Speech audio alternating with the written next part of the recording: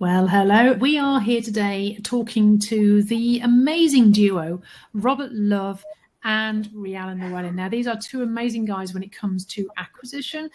I couldn't think of any people better than actually Robert and Rhiannon. To say they live, eat, sleep, and breathe acquisitions would probably be an understatement. And I know certainly for Rhiannon, she's made it her primary role and has even removed phones off her desk. It does not have anything to do with the letting. She just focuses on acquiring. And I would say Robert is pretty much the same as well. It is their key focus. So we really have two absolute legends and superstars on the topic of how to acquire the competition here with us today. So you are in for a treat today because we have a lot of knowledge here in front of us, and very recent and current knowledge as well. Now, Rhiannon, just tell us a little bit about you. Where are you from? Who are you? How long have you been doing this? So we're based in Cornwall, and I have been in estate agencies now for 15 years, but we've only owned the business 3 years live. So, yes, it'll be 3 years in November. And that was your first acquisition, wasn't it? You went from being a staff member to being a business owner and have gone crazy since. And how many acquisitions have you done now? So, including ourselves, we've just completed on our 6th. Wow, in just 3 years? Yes. And most of that was in the first year. That is amazing. That is some serious going. Some people take years just to do one, but you've done 6 in 3 years as a new business owner as well, which is even more phenomenal. Robert, tell us about you. Who are you? Where are you from? Yeah, I'm Robert Love from Abbey Sales and Lettings. We're based in West Suffolk, Bury St Edmunds, for those that know it. I've been an agent for 20 odd years. Set up my own business 13 years ago now. We started doing acquisitions probably 6 years ago. Done 8 in total, and 2 more happening in the next 4 to 6 weeks, hopefully, all being well. Gluttons for punishment, you lot, aren't you? Crazy. So I'm going to start with you, Rhiannon. Why have you chosen acquisitions as the mode, the mechanism for growth of your letting agency business in Cornwall? I think it started with our management buyout because we went through the process of getting funding. We could have gone and set up by ourselves, and we didn't want to start from scratch. And going through the legal process and the due diligence of doing the management buyout. And then we then said that we were in the market to acquire more, and people approached us. So when your competitors are approaching you to buy them because they want to get out, you don't want to say no. It's an opportunity, and it helps move the needle. We didn't just want to exist and carry on like we'd done previously. So we wanted to grow. We wanted to expand. And to me, it's the quickest and easiest way to grow your business. I mean, how long would it, in your experience, because you've done 6 of these now, what would you say is the time it takes to reach out, find and negotiate an acquisition? Is it weeks, days, months of your time, or is it time involvement is this? It kind of, the first year they were coming to us before we'd finished the one that we were working on. And then it quietened off. So we've been sending letters, making it public in networking groups that we're still looking to acquire, reaching out to brokers, and reaching out to other people in the industry. So it can happen really, really quickly. And I met someone at one of your boot camps as well that now wants to sell to us. So it's just making people aware that you are in the market to buy. But our quickest acquisition was 6 weeks. From start to finish? From start to finish. Wow, that's impressive. And our longest was 4 months. Wow. I'm bored. If it goes on longer than 4 months, I'm on to shiny things. So if you're watching and thinking selling to Rhiannon, don't dilly-daddle. She'll lose interest. That's phenomenal, though. That's really, really quick. I mean, you like, quite a lot of people say to me they think acquisition takes a long time. It's really complicated. But actually, it doesn't need to be, does it? No, I think solicitors are the people that drag it out the most.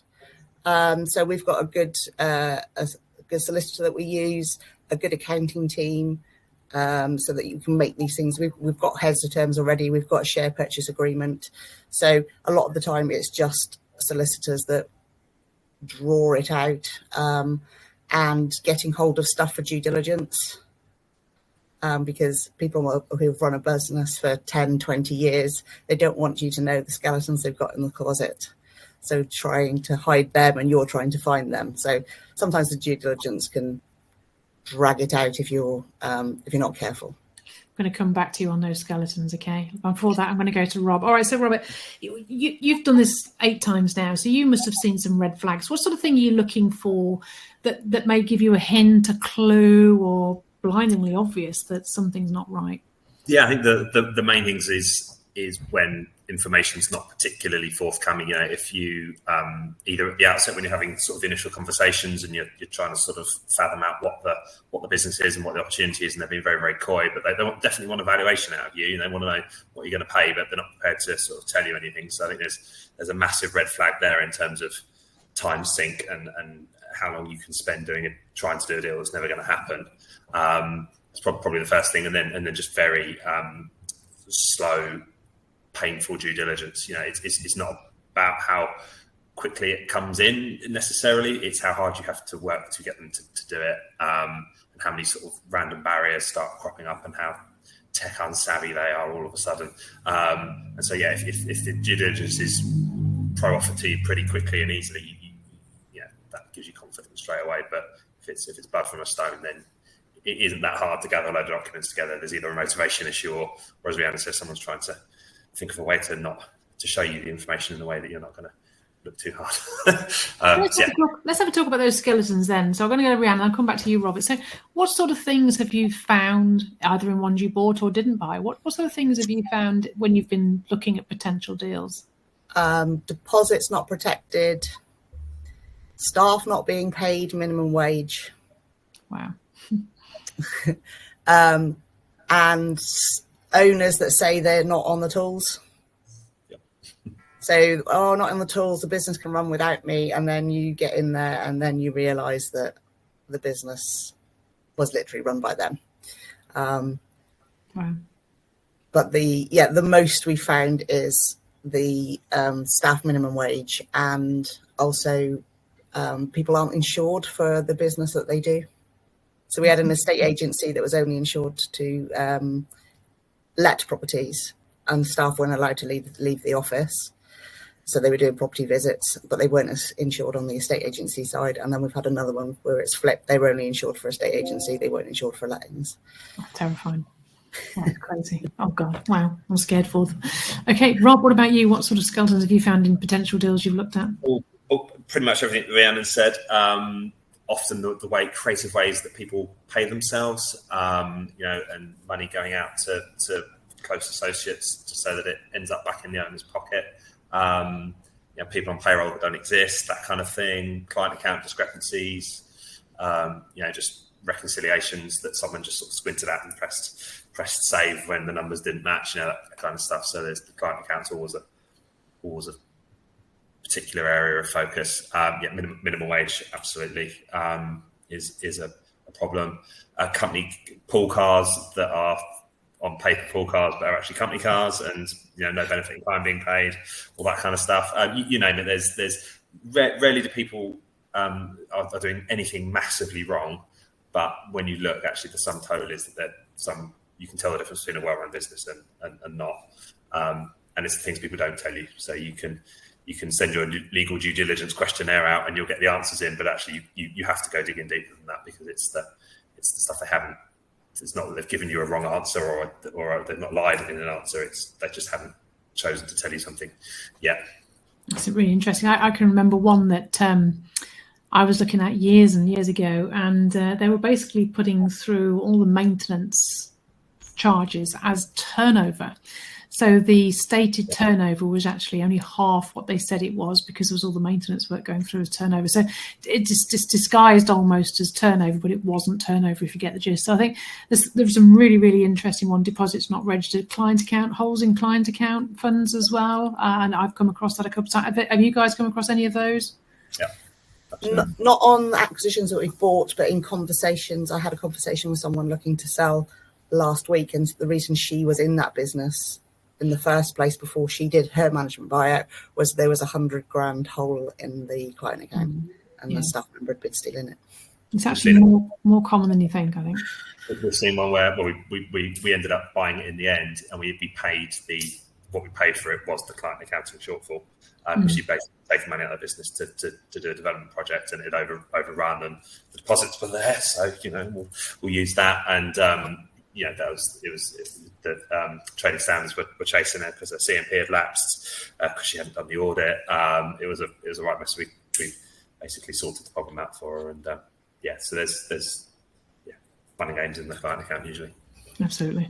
So Rhiannon, what's your biggest lessons that you've learned from your acquisitions, would you say? So somebody who's looking perhaps at doing their first acquisition, they're a bit scared of, I don't know, raising the money or taking the leap, or how am I going to negotiate? What if I miss something?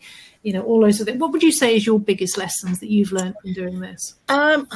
Sometimes you've got to buy a bad one to learn from it. So most of our acquisitions have been really easy, and we had one where we learned a lot of lessons from it.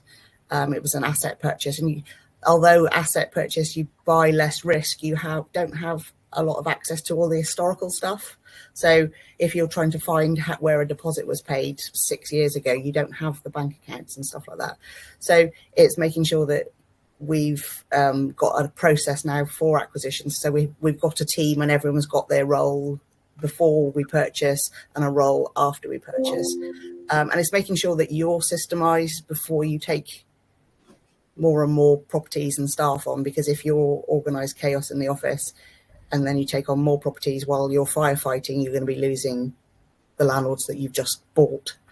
So if you're not systemized and ready to go and got the team behind you to help get it all on board and keep communication with the clients and the new staff, then you're just giving money, which is just going to walk out the door.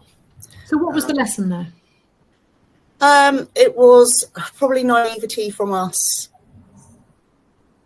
not asking for everything that you would normally ask for in a share purchase. So it's to be more thorough in the stuff that you're asking for, the back end detail, the back end details. Yeah. So, because everything day to day was fine, but if there's a query, you don't necessarily have all the historical data to go into. And really, and we didn't have any staff with that one. It was a quick sale because his staff had left, and we should have seen those red flags as to why the staff had left. Interesting. What about yourself, Rob? What's your big learn, your big takeaway, your big? I do this totally different now to when I first started doing this lesson. What is it?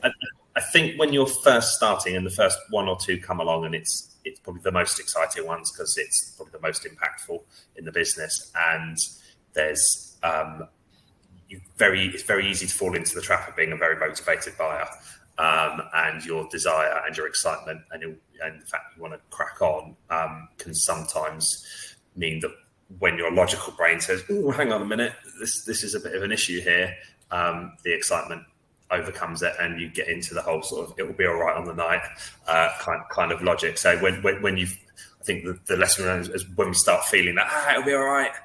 No, actually, it probably won't. That's just you trying to kid yourself that you want to do it more than you don't. So yeah, it's listening to your gut when it's trying to override your spreadsheet or your DD or what your solicitor's saying or whatever. And just not generating enough opportunity for yourself that you can actually pass this opportunity, and it doesn't feel like you've got to do it because there will be another one around the corner. Yeah, that knowledge that more will come, that you don't have to take this one because it's just in front of you. I get that. We've got a question from one of the viewers. Is asking, is it possible to just buy the agreements and leave the skeletons somewhere else, as in the limited company? Yes and no. Yeah, same. Depends what the skeletons are, really, doesn't it? When you buy the asset, the skeletons for the company side of things stay with the company, so sort of tax and all that kind of jazz stays behind. But you're buying the contract to service the landlord, which means you also have to take the staff that are servicing the contract as a start point. Anyway, you have to take the staff that come with. But if the contract hasn't been performed, so there's been historical issues with deposits or bad management or anything like that, you inherit those liabilities. You may potentially have some cover in your asset purchase agreement, but that doesn't mean in the first instance it's your problem. So it's cleaner, but that doesn't mean to say it's risk-free. Another question is coming from the viewers. Do you favour, Rhiannon, an asset purchase these days, or do you tend to buy the limited company? Which do you prefer and which does the seller prefer?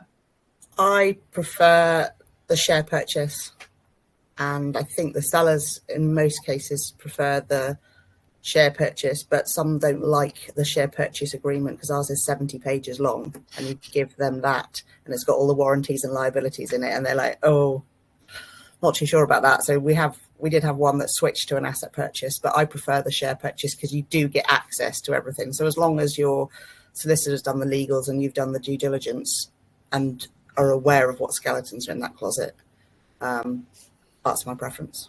Interesting, isn't it? Robert, any preference? Yeah, preference is definitely share purchase, particularly when you're buying bigger businesses. I think there may become more of a trend toward asset purchases as a lot more sales and letting agencies just sell their lettings book, which really you can only do that clean or easily with an asset purchase. I think the fact that the tax relief is going or certainly being tapered down for sellers, which was always the reason predominantly for them to sell the shares, because they get better relief on it. As that starts getting more and more equivalent with the tax relief on an asset purchase, that may start playing around with the tax picture.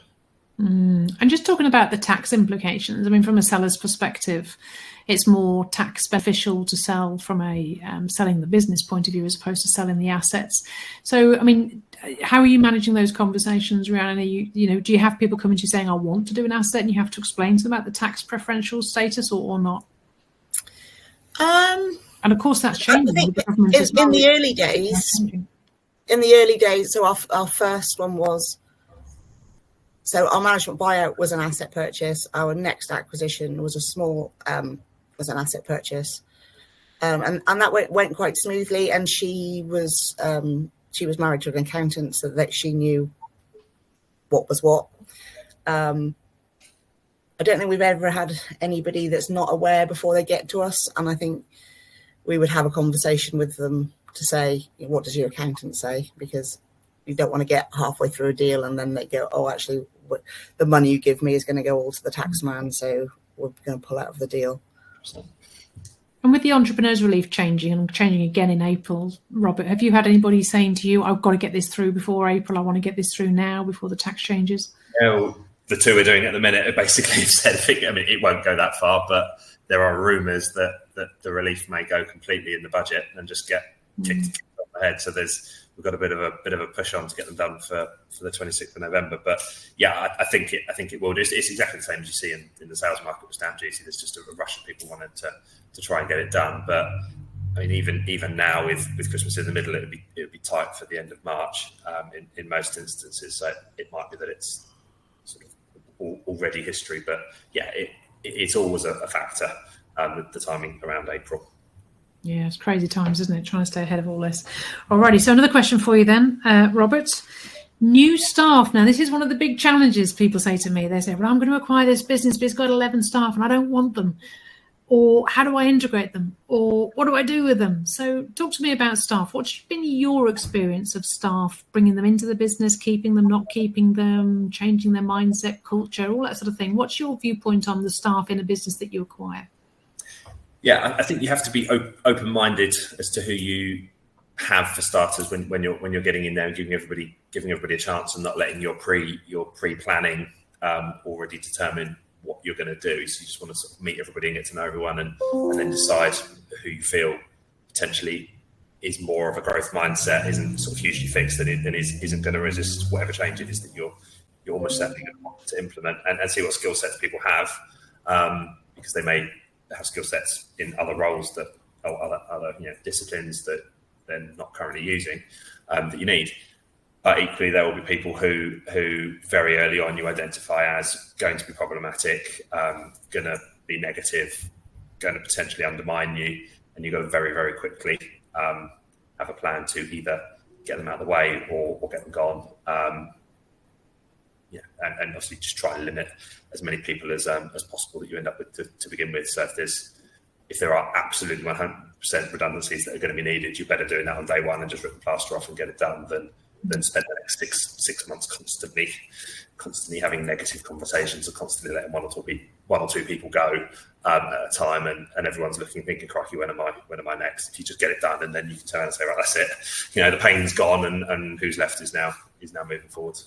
Of course, because of TUPE rules, for those that may not know about that, obviously, the rules are that, if the asset goes or even the business goes, then the staff go with it. And so you can't just say, you've only worked for me one day, I'm letting you go. You've actually been there 20 years or 30 years. It can be quite an expensive exercise. So it's something to consider, whether you're buying the asset or whether you're buying the limited company. But so Rhiannon and I have a slightly different view on staff in the business from the acquisition. So tell me about your side of things. Yeah, so we found that staff really help with retention, because obviously you're spending a lot of money to buy landlords and you don't want them walking out the door. And those landlords haven't chose you to run the business, and they'll have relationships usually with the staff. You hope that all the relationships aren't with the owner that's selling. You want them to be out of the business. But we've found that if we can retain the staff, giving them a pay rise or bring them up to minimum wage, they're grateful for that. Get them on a good. I just say that's crazy that now in this day and age people aren't paying minimum wage. Yeah, it just blows my mind, and then they wonder why they get monkeys work for them. But we try to incentivize all of the staff to retain the landlords and work on, because we've got systems in the background. Our front office staff can pick up the phone, speak to the landlords, get feedback, offer them different services, and as long as they're on board with you, we've had really good feedback with our letting staff. Sales staff are a little bit different, but client retention is key, particularly for the first year, because the person selling, usually you've got a deferred payment for 12 months, so it's in their interest to make sure you keep landlords, and it's in your interest to make sure you keep landlords, because you've just literally paid for those contracts, so you don't want them walking out the door if you can help it. And the staff is the key for that.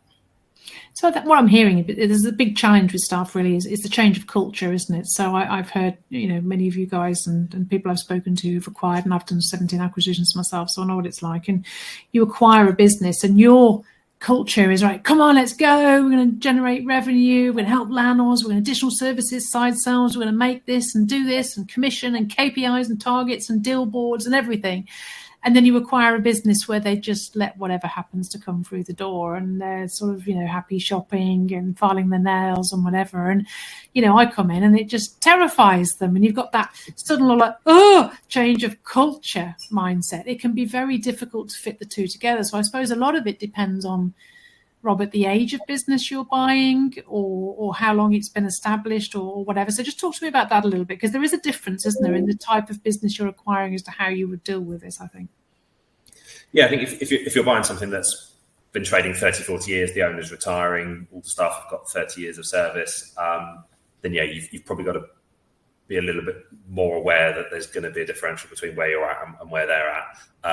So what we tend to try and do there is get some easy, quick wins where we can sort of do some quality of life improvements for people with a bit of tech or a bit of, whatever it is, just to sort of demystify change a little bit, so that when we introduce something and there's a positive outcome, and then we do that 2 or 3 or 4 times over, by the time you get to change number 5, that maybe is a little bit more difficult or takes a bit more time or is a little bit more debasing for people, and they've got to challenge themselves a little bit. They've got a bit more confidence that there's a positive at the end of it, versus you going in on day one and saying, right, new CRM, new this, new that, new everything else. You get rid of the paper diary and get rid of the paper files, and people just freak out basically. So yeah, it's kid gloves and easing people into the change carefully. Whereas if you're buying something that's very modern, very systemized for everything else, then it's just you're just saying to people, well, your expense form needs to go here rather than there, and that's not exactly going to challenge too many people. And Rhiannon, some people get concerned over, thinking about an acquisition, they're going to lose all the landlords. So, I mean, in your experience over the 6 acquisitions you've done, has that ever been the case? I mean, have you acquired businesses and then lost the landlords? Is there certain areas of sensitivity that perhaps are there that you would look for now that perhaps you didn't before? Yeah, obviously we're quite rural down in Cornwall, and people don't like change. And our our current acquisition, but the last one we did, it was just because we've amalgamated into one office and cover the whole of Cornwall. But the asset purchase, the landlords kept saying, oh, you don't have a local office to us, though they'd never been. I'd sat in that office doing due diligence for a week and not one landlord came in because we didn't have a local office. They wanted to go to a local agent. And there was only a small fee in the contract to say that when they give notice, it was like a £50 admin fee and 2 months notice. So we build that in now to the contracts and are a bit more aware of how if there's no get out fee for a landlord in the current contract, then we have asked people to go away, update their contracts, send them out to landlords before they sell, so that there's just a little bit of incentive for them to keep put and give us a try. But only one really, we lost up to 10%. The others, we've either broken even or grown the portfolio. So it's just the work that you put in it from the very start, communication and upping the service level. A lot of the acquisitions will expect you to go and put the bins out and stay in all day waiting for the gas engineer, and you've got to kind of break those ties but give better service in other departments and educate the landlords on why we can't have a member of staff in the office all day.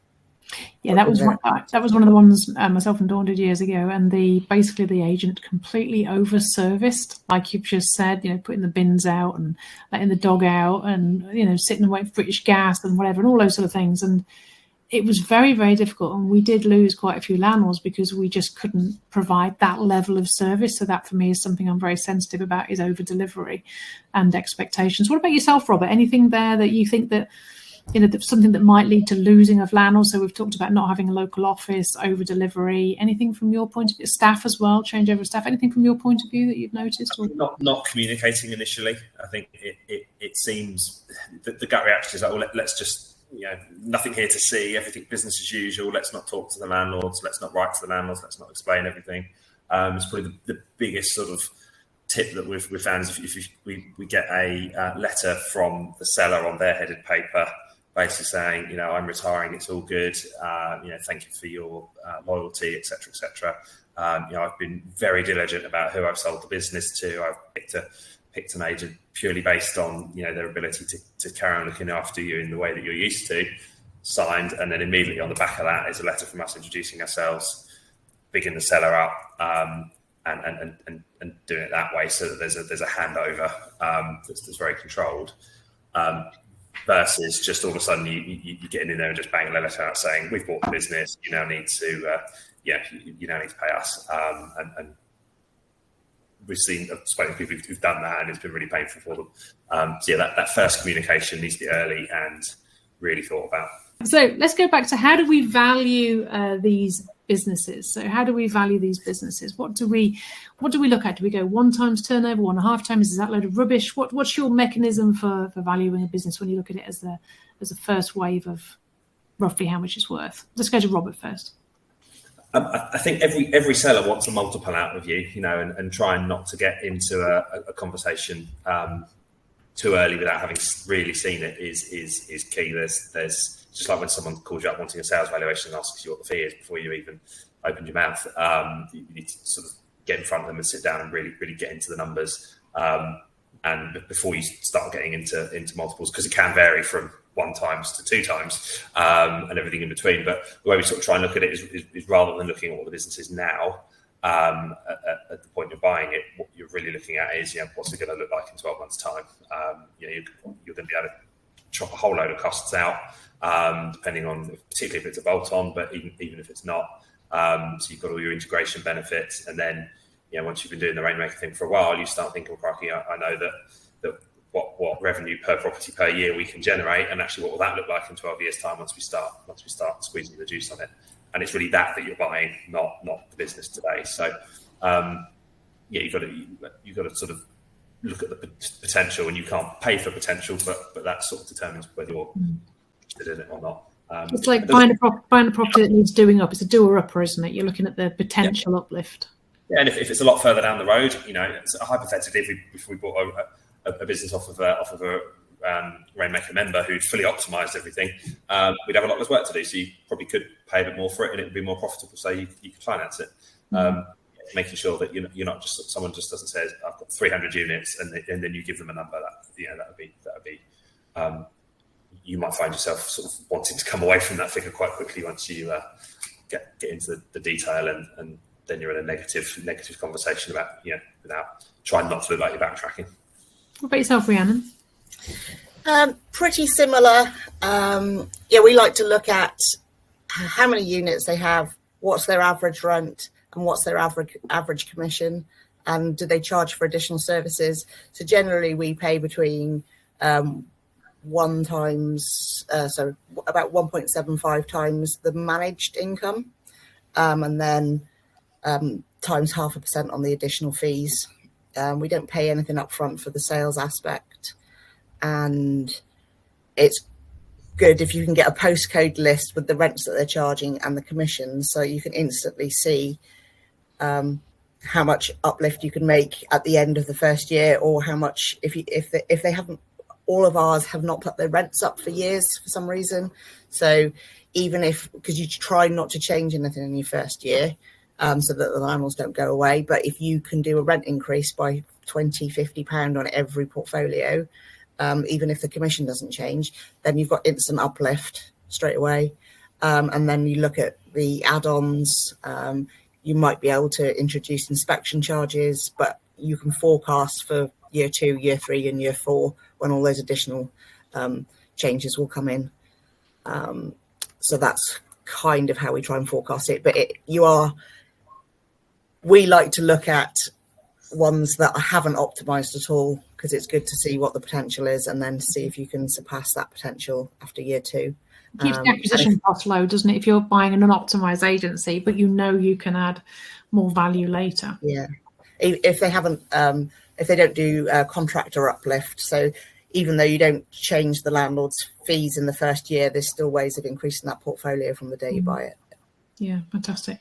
So, final question for you, Rhiannon. Advice on someone who's just thinking of buying, a letting agent's thinking of buying their first agency, and they don't know what to look at. What would you give them as advice? So get your team around you. There's probably people out there that do it on their own, but I think the easy work is up to signing it. So you can do the contracts. It's having the team that can take control of it after you've purchased it. And just check. I think Robert said it at the beginning, don't think, it's an acquisition, I have to buy it because you want to buy one, because you might just be buying the wrong thing. Make sure it is going to go in the right direction. I mean, you can never guarantee it, but don't just buy it for the sake of it. And if alarm bells start ringing, trust your gut and step back, and usually another opportunity will come. But yeah, don't go throwing money at stuff that the alarm bells are ringing, because you'll lose even more money or lose landlords. It's interesting, isn't it? Ben's asked, how do you approach the issue of payment terms? How much upfront and stage payments? Have you always done it on a stage payment basis, or is it 50-50, or how have you done it? I'll start with Robert. What sort of deal have you favoured or looked for or started with? We tend to either look at something around the 80% upfront if we've got relatively short clawback terms. If you can negotiate better clawback terms for wider scope of events or longer periods, or depending on what the value of those claims is calculated, you can potentially go a little bit higher. So the conversation is always with the seller when you're sitting in front of them around, the more you can de-risk my purchase of this business, the more I'm basically prepared to pay you. That really comes down to them. Equally, some people aren't massively fussed about having it all up front, whereas for others it's critical because they've got life plans that mean they need a chunk of money. So again, if you sort of say to people, how quickly do you need to receive the funds? What you're going to do after you've sold, and they say, you're quite relaxed, and I'm probably just going to get round to investing it. Well, could we then pay you over a longer period, but potentially pay you more? So you almost want to do the deal that the seller wants to do, and then just tweak the terms to suit you, because they're more likely to say yes, and unless you ask them, what do you know what they want to do, what they're prepared to do. Interesting. Rhiannon, any different? Yeah, we do the 80-20 split now. We did pay one upfront in full, but they were a student contract, so the landlords were signed in for a year, so none of them could leave. So it de-risked for us. So we just paid it up front, and the landlord and his family were going travelling. But yeah, everything for us has been 80-20 split, and 20% at the end of year one, with special clauses on retention. Interesting. So final question for Rob, how do you handle the seller? So, some people want to stay on, and that can be quite tricky. And it's really just looking at alignment and being quite open about the direction of travel you want to take the business in, without giving them all the answers to make their business better to the point where they don't want to sell it. So yeah, it's just trying to work out what do they want to be gone on day one, and you need to try and sort of move away from that, because you're potentially going to need them for a period to hand over.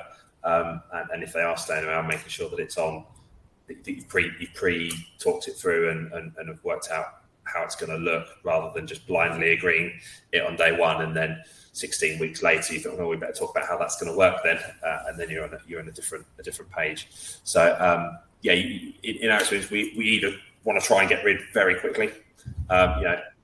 We ask for 28 days handover. Usually 7 to 10 days later, we're saying, thank you very much, we've got it from here. Go put your feet up.